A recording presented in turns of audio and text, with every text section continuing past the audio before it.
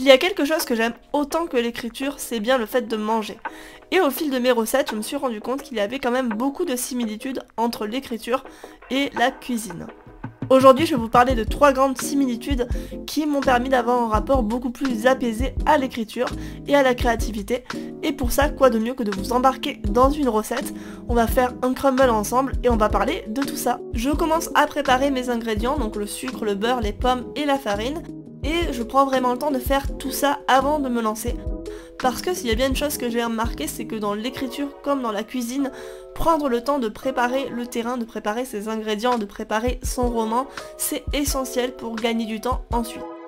Je suis quelqu'un de très impatiente et du coup c'est vrai que dès que j'avais une idée avant, je me lançais la fleur au fusil et parfois je me retrouvais bloquée après 3 pages ou 3 chapitres parce que je ne savais plus du tout où je voulais aller et que j'avais pas assez préparé le terrain. Et en fait dans la cuisine c'est pareil, si dès le début vous vous lancez sans trop savoir ce que vous allez faire, ben, vous pouvez très facilement vous bloquer ou passer complètement à côté du plat que vous vouliez préparer.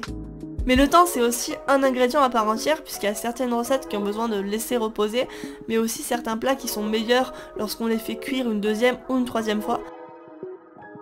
Prenez vraiment le temps de laisser poser vos manuscrits pour revenir dessus avec un regard neuf, mais aussi pour recharger votre créativité et ne pas vous retrouver complètement épuisé.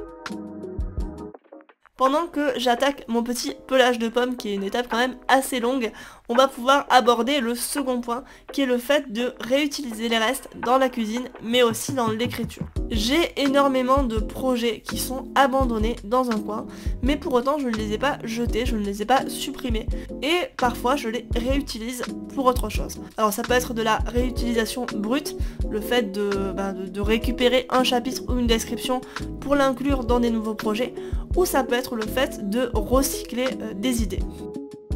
Et même lorsque les ingrédients vont pas du tout entre eux et que vous pouvez pas arriver à faire quelque chose de nouveau, parfois c'est le simple fait d'avoir essayé une première fois de faire quelque chose sans y parvenir qui va vous donner les ressources et la technique pour arriver ensuite à peaufiner un autre projet. Donc même un texte qui est raté et qui ne sera jamais fini, bah ça va vous donner de l'expérience et des outils pour la suite, donc ça sera jamais perdu.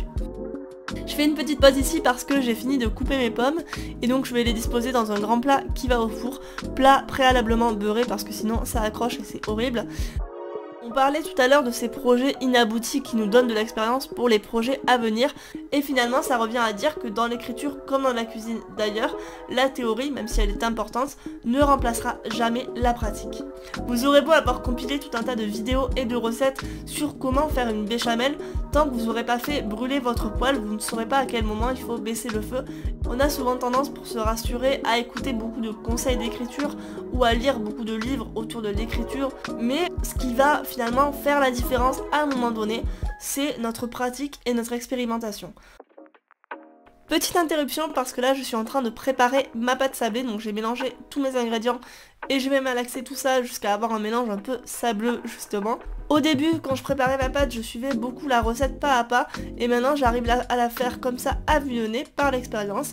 Et dans l'écriture c'est un peu la même chose, au début vous allez beaucoup suivre les conseils et les méthodes d'écriture classiques puisque ça s'apprend l'écriture, mais ensuite quand vous aurez compris ces règles là, vous pourrez vous en détacher et être un petit peu plus libre. Mais pour ça, vous ne ferez jamais l'impasse sur l'expérience et sur la pratique. Quitte à rater au début, parce que oui, on va rater. J'en ai raté des gâteaux avant d'arriver à faire celui-là.